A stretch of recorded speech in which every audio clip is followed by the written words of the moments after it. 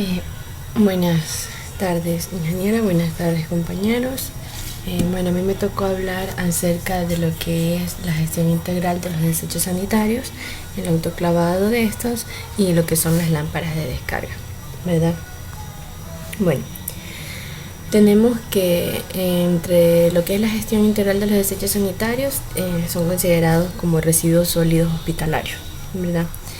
Estos son sólidos generados en los centros de atención a la salud durante la presentación o la prestación de lo que son los servicios de la hospitalización, el diagnóstico, bueno, todo lo que vamos a realizar nosotros en un centro de salud, ya incluidos los exámenes de laboratorio también. Ya, la generación media de lo que son los recursos sólidos o residuos sólidos hospitalarios, ¿verdad? Varían de un país a otro dependiendo de lo que son las características socioeconómicas y culturales.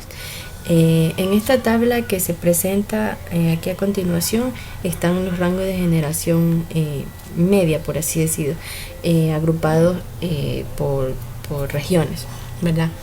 Tenemos la región de Norteamérica de 7 a 10 kilogramos por cama al día, en América Latina de 2,6 a 3,8, en Europa Occidental de 3 a 6 y en Europa Oriental de 1,4 a 2 kilogramos por cama al día. Ya. Dentro de la clasificación de los residuos sólidos hospitalarios, ¿verdad? Este tiene que ver con un aspecto clave en lo que son la gestión de los mismos, ¿verdad? La clasificación de estos se agrupan en 3 categorías, las cuales son los residuos infecciosos, los especiales y los comunes. Dentro de los residuos infecciosos, ¿verdad? Son aquellos en los que se generan en las diferentes etapas de la atención de la salud, ya sea entre lo que es el diagnóstico, el tratamiento, la investigación, bueno, todo lo que se realiza en esto, incluidos aquí pues los de laboratorio.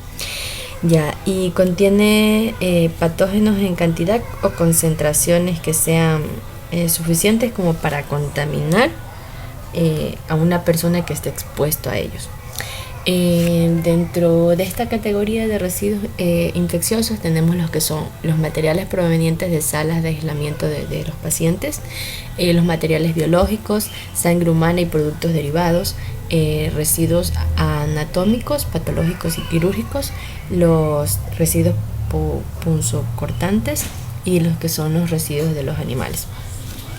Ya, entre los residuos especiales, ¿verdad? Estos tenemos que son aquellos como que se generan principalmente en los servicios auxiliares, ¿no? de diagnóstico y tratamiento, y que estos no, por lo general, no han entrado en contacto con los pacientes ni con los agentes infecciosos. Estos podrían decirse que constituyen, ¿verdad?, un peligro para la salud por las características agresivas tales como que pueden ser corrosivos, reactivos, pueden tener radiactividad o inflamabilidad, entre otros. Entre estos residuos especiales tenemos lo que son los residuos químicos y peligrosos, los residuos farmacéuticos y los residuos radioactivos. En cuanto a los residuos comunes, tenemos que estos son aquellos generados por las actividades administrativas, auxiliares y generales. Es decir, todo lo que incluye el área administrativa, por así decirlo, del ente de salud, ¿no? Y entre esta categoría se incluyen lo que son los papeles, cartones, cajas, plásticos, restos de preparación de alimentos. Bueno, esto también para el área de comida, bueno, los jardines, entre otros, ¿verdad? Ya, tenemos lo que son los riesgos asociados. Los riesgos asociados en esto, pues, son en función del tipo de peligrosidad de los mismos, ¿no? Y del tipo de manejo de estos mismos residuos, lo cual puede provocar distintos grados de exposición. Entre los más importantes y destacados tenemos que lo que es la hepatitis, el SIDA, las infecciones de la piel y respiratorias, ¿ya? Y otra de las principales causas de accidentes también que vemos en todos estos riesgos asociados son las lesiones con los objetos punzocortantes del personal hospitalario de limpieza.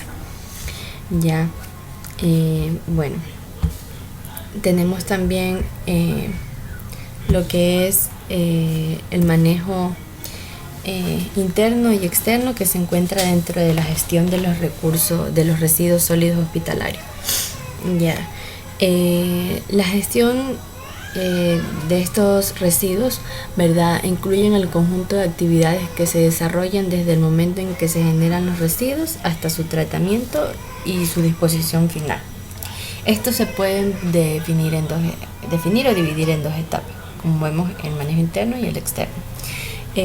Dentro de lo que es el manejo interno, pues este comprende lo que son todas las operaciones en sí que se realizan en el interior del centro de atención, ¿verdad?, de salud.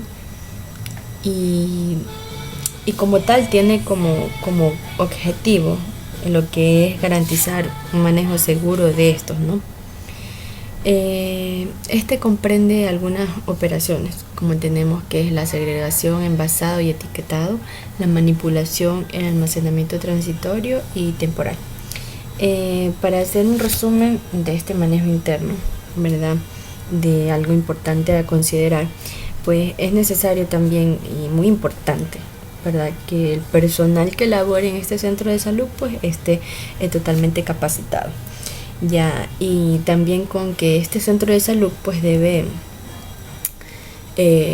contener o estar equipado, ¿verdad?, con contenedores, ¿verdad?, que sean visiblemente o claramente diferenciados para cada una de las corrientes de los residuos, ¿no? Ya, como vemos aquí en los colores de bolsas, ¿no?, que tenemos, las amarillas son para los residuos infecciosos, los marrones para los farmacéuticos y químicos y las negras para los comunes o asimilados a urbanos, ¿verdad? También tenemos lo que es utilizar lo que son rutas de circulación. Esto en cuanto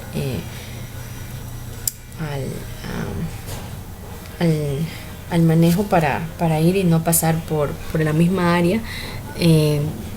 Por ejemplo, si está en un área del área quirúrgica, ¿no?, los residuos que se vayan a pasar saliendo de esa área pues tienen que buscar una ruta alterna en la que no pasen por otras áreas para contaminar, sino que sea una ruta más fácil y solamente para ese uso, ¿ya?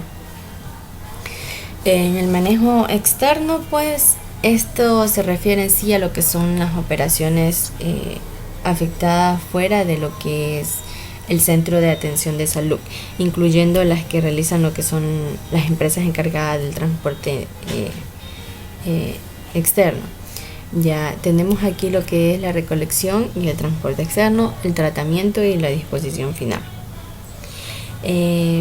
Bueno, esto de aquí pues es muy importante tener en cuenta que deben tener rutas, ¿verdad?, más cortas para poder transportar esta clase de residuos, para así evitar una propagación de alguna infección o algo por algún accidente que no está de más decir que pueda ocurrir, ¿no? Hasta llegar a su disposición final, pues tener un buen almacenamiento, ¿verdad?, de estos. Ya. Tenemos aquí algunos reglamentos, ¿verdad?, de interministerial de la gestión de desechos sanitarios, es decir, algunos artículos que respaldan estos manejos de residuos, ¿verdad? Como vemos, tenemos aquí uno que me parece muy importante, que es el artículo 1 en cuanto al ámbito de la aplicación y la clasificación de esto, que tiene como objeto normal la gestión integral de los desechos sanitarios, desde su generación, almacenamiento, recolección, transporte, hasta su disposición final, para así mitigar o reducir lo que son los riesgos de la salud a la población y al ambiente. Tenemos lo que es las responsabilidades, ¿verdad?, de las autoridades sanitarias y ambientales. Ya que estas autoridades, ¿verdad?, serán responsables de coordinar acciones interinstitucionales para la gestión integral de estos desechos. También deben realizar el control y seguimiento a través de las inspecciones cuando lo consideren necesario a los establecimientos que generen estos desechos, ¿no? Y también pues debe validar lo que son los métodos y tecnologías de tratamiento aplicables a lo que son los desechos sanitarios. Otro que me pareció muy importante es el de los gobiernos autónomos descentralizados municipales, que es de responsabilidad de ellos, por ejemplo, realizar la recolección, el transporte y tratamiento y disposición final de estos desechos conforme a los lineamientos pues dispuestos por la autoridad ambiental.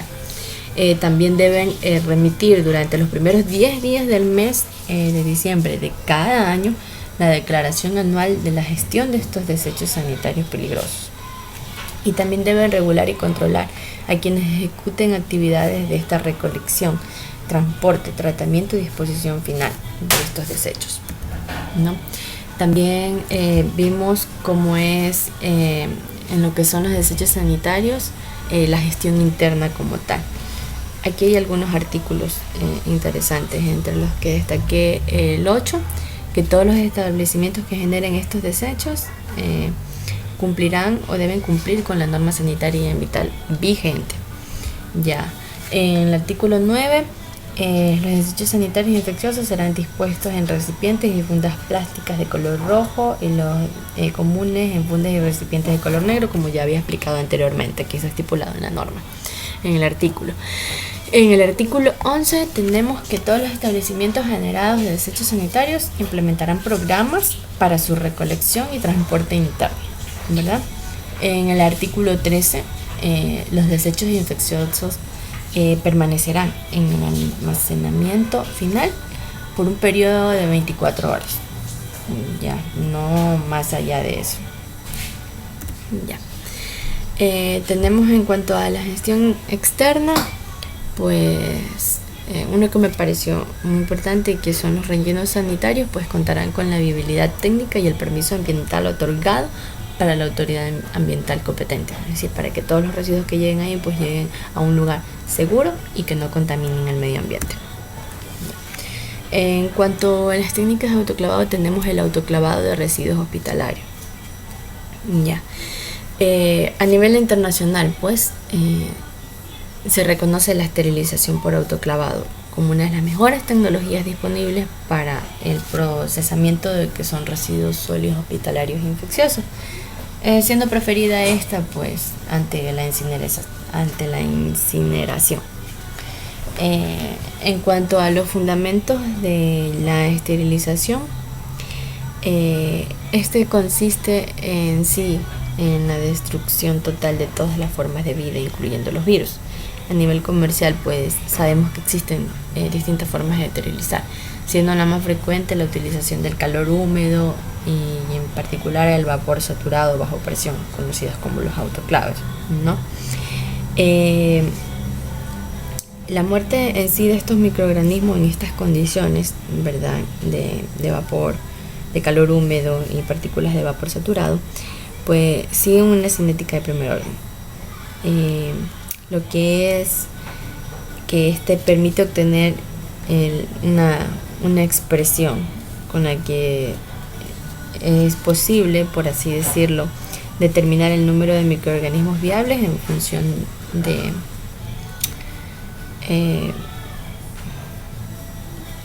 del tiempo del tratamiento, por así decirlo. Tenemos que n es igual a n sub 0 por la exponente de menos k por t, donde n sub 0 es el número de microorganismos viables al inicio del tratamiento, n es el número de microorganismos viables luego de un tiempo t de tratamiento, y k pues es la constante de muerte que depende del tipo de microorganismo y de las condiciones ambientales como tal. Ya, entre lo que son las autoclaves, bueno, como bien sabemos, estas autoclaves son son cámaras metálicas, no, diseñadas en sí para lo que es el soporte o soportar lo que son los ciclos de presión, de presión y temperatura, ¿no?, requeridos para la destrucción total de todas las formas de vida, incluyendo lo que son los virus.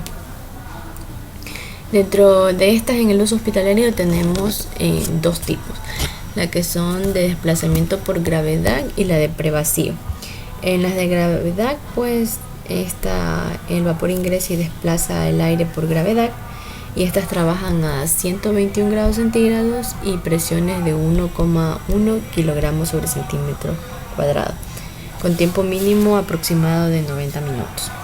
Y las de prevacío, pues que el aire es retirado por medio del vacío previo a la entrada de lo que es el vapor. Estas operan en un rango de entre 130 a 160 grados centígrados y presiones de 2 a 6 kilogramos sobre centímetro cuadrado. Y el tiempo de este es alrededor de entre 15 a 45 minutos. Tenemos lo que es el control de procesos. Dentro del control de procesos tenemos que para una correcta operación del sistema se requiere un estricto control de lo que es la presión y la temperatura en las distintas etapas, ¿no? Generalmente estos equipos automatizados pues cuentan con sistemas automáticos para el control de estas variables, ¿no? Ya estas tienen que ver en la eficiencia de esterilización con los indicadores químicos y biológicos, ¿verdad? Entre los que tenemos que estos indicadores químicos, para medirlos así, consisten en tiras de papel impresas con tinta de un indicador químico que cambia de color en función de la temperatura que se alcanza, ¿no? Y así pues indica el grado de esterilización que se ha logrado. Y como indicador biológico, pues en este caso se utilizan lo que son como viales de unas esporas ya llamadas Bacillus estermopilus, bueno, algo así, ya. Bueno, la cuestión es que esta tiene una resistencia al calor mayor que la de los organismos patógenos, ya. Y entonces estos son colocados en la masa del residuo a esterilizar, por así decirlo, ¿no? Y luego que pase un ciclo, ¿verdad?, de incubación en condiciones especiales, se verifica si hay ausencia del crecimiento de estos microorganismos. Ya. Tenemos lo que es las lámparas de descarga. Esto como tal, el impulso que ha habido, ¿no?, en la tecnología y los programas de los municipios que hacen pues hacia tener un alumbrado público mejor, más eficiente, tener lugares iluminados, ¿verdad?, a nivel industrial, comercial y también doméstico, pues han llevado al aumento significativo del usar estas bombillas, como así las conocemos nosotros, ¿no? Y bueno, el único problema es al momento de descartarlos, que lo que hacemos es cogerlos y tirarlos nomás directamente a la basura sin saber el riesgo que esto puede conllevar, ¿no? Entre las características de descargas que presentan estas lámparas es que son de pequeño contenido de sustancias tóxicas por lámpara, fragilidad, lo que dificulta toda maniobra de transporte o almacenamiento. La mayor parte de los residuos generados corresponden a operaciones de mantenimiento y sustitución de unidades fuera de servicio. Y existen posibilidades importantes de reciclaje de estos materiales. Ya. Encontré aquí los tipos de lámparas de descargas que se encuentran, ¿no? Actualmente. Los tipos de lámpara: tenemos lámpara de vapor de mercurio de alta presión, las lámparas fluorescentes, las lámparas de sodio de alta presión y las lámparas de halogenuros metálicos. Ya. Aquí tenemos el material del que están hechos. La primera está hecho de mercurio, plomo, itrio, tierras raras, entre otras. Bueno, como podemos ver, en todas estas se repite lo que es el mercurio, el plomo y el itrio, ¿verdad? En todas. Ya. Entonces, por esto se ve lo que son la gestión de las lámparas de descarga. Entre las posibilidades de minimización, ¿verdad? Tenemos lo que es los factores a tener en cuenta, que para minimizar esto pues se debe tener un correcto diseño de la iluminación. Hay que saber tener un uso racional de la iluminación existente que tenemos, y también hay que hacer una planificación de las operaciones de mantenimiento. Y como otros factores a considerar, podría ser que se hagan o se fabriquen lámparas con menor contenido de mercurio y con un mayor tiempo de vida útil, ¿no? Ya. Dentro de las condiciones de recolección, transporte y almacenamiento, pues en sí la constitución de estas lámparas no hace que el transporte y la recolección y almacenamiento sean procesos delicados. Entre los aspectos físicos, por así decirlo, de estas condiciones, tenemos lo que es la fragilidad, el contenido, la relación peso-volumen y la forma. Dentro de la fragilidad, pues, estas constituyen en su mayoría vidrios de pocos milímetros de espesor, por lo que se trata de un producto que es frágil, lo que afecta a las condiciones de transporte y almacenamiento. Dentro del contenido tenemos que estos son de carácter nocivo, por lo tanto es necesario tomar precauciones durante su manipulación, porque ya sabemos que una rotura pues de este recipiente o de este foco o lámpara provoca una fuga de materiales, ¿verdad? Como el mercurio y estos que pues hay que saberlos manipular, ¿no? Y fuera de que también te puedes cortar, porque el vidrio de estos es muy frágil y se suele incrustar fácilmente en lo que es la piel. En lo que es relación de peso-volumen, estos son elementos de poco peso en comparación con su volumen, lo que dificulta el transporte y almacenamiento nuevamente. Y la forma, pues esto tiene múltiples formas y tamaños, lo que no facilita lo que es su apilamiento, ¿no? Dentro del reciclaje, pues, como bien sabemos, pues las emisiones que nosotros hacemos, o sea, las emisiones antropogénicas de mercurio al medio ambiente, la disposición final de las lámparas de mercurio representan solamente un 1%, ¿verdad? Sin embargo, pues se ha despertado un gran interés por el manejo de estos residuos, ya dado las principales fuentes de ingreso de mercurio de los vertederos municipales a causa de esto. Dentro de esto tenemos los reciclajes de tubos fluorescentes. Ya tenemos que el equipo para el reciclaje incluye la separación de los componentes del tubo, tanto del vidrio, los cabezales de aluminio, el fósforo y el mercurio, ¿no? Tenemos aquí varios pasos a seguir, ¿ya? Lo que es la trituración y la separación. En aquí los tubos ingresan enteros a lo que es el proceso, siendo la primera etapa la trituración del vidrio, como vemos aquí en la imagen. Los componentes de las lámparas son separados y depositados en diferentes contenedores, ¿verdad? Los cabezales de aluminio y el vidrio son analizados en cuanto a su contenido de mercurio y enviados al reciclaje fuera de ese sitio, sino que van a otro lado. El polvo de fósforo es separado y enviado a un contenedor para su posterior tratamiento, ¿verdad? Y los filamentos que queden de esto pues son removidos por un separador magnético y enviados a reciclaje. En cuanto a la unidad de recuperación térmica, el polvo separado que sale de aquí, el polvo de fósforo con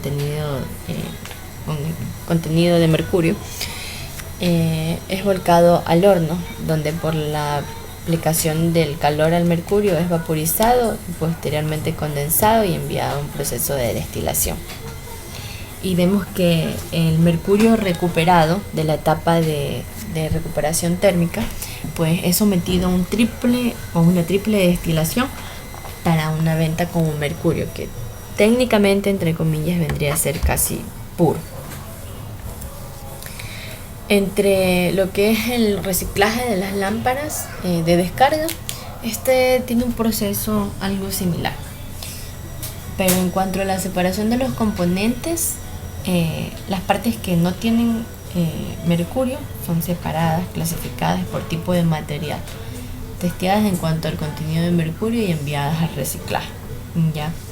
En cuanto a la unidad térmica, el tubo que se encuentra dentro de las lámparas, el chiquito, ¿verdad?, que hace la manera de la luz, ¿no?, que refleja, ya se coloca en un horno donde es llevado a altas temperaturas, lo que ocasiona la vaporización del mercurio adherido a lo que es el vidrio. Y en cuanto a la destilación, pues ese mercurio crudo que se obtuvo de la unidad térmica, que se ha recuperado de esa unidad, es sometido a una destilación triple como en el de las lámparas fluorescentes, ya, para quitarle las impurezas, lo cual permite calificar el mercurio obtenido también como puro. Aquí abajo hay un link donde están especificados lo que son las normas, ¿verdad?, aplicadas a esto, porque también existen artículos que respaldan esto, como por ejemplo estuve viendo del plan de gestión integral, uno en el que dice en el artículo 6 que el plan de gestión integral de las lámparas de descarga deberán asegurar que la gestión de las lámparas se realicen de forma técnica con el menor riesgo posible, procurando lo que es la mayor efectividad económica, social y ambiental en el marco de la política y las regularizaciones vigentes. También tenemos de las responsabilidades y obligaciones del importador de las lámparas de descarga, que es de responsabilidad de ellos registrarse como generador de desechos peligrosos ante la autoridad ambiental nacional, ya, y deben describir en el plan de gestión integral las fases de recolección, almacenamiento, transporte, reciclaje y tratamiento y disposición final de las lámparas de descarga. También tenemos del distribuidor de las lámparas de descarga con contenido de mercurio, ya, que es responsabilidad de ellas en el artículo 16, que deben participar en un plan de gestión integral de lámparas de descarga aprobado por la Autoridad Ambiental Nacional, ya, y deben contar con un centro de acopio autorizado si el plan aprobado así lo determina, ya. Aquí entre otros muy importantes. Sí, eso es todo y gracias. Buenas tardes.